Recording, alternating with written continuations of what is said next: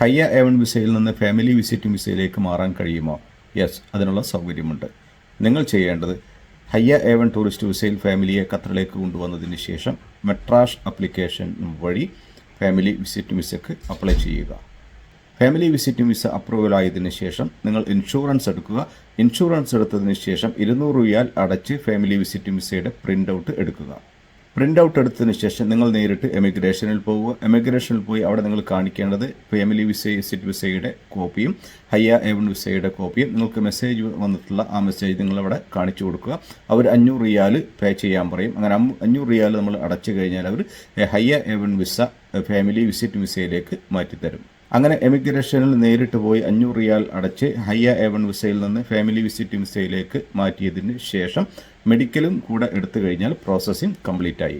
ഇപ്പോൾ ഹയ്യ A1 tourist വിസയിലുണ്ടായിരുന്ന നിങ്ങളുടെ family visit വിസയിലേക്ക് മാറിയിട്ടുണ്ടാവും.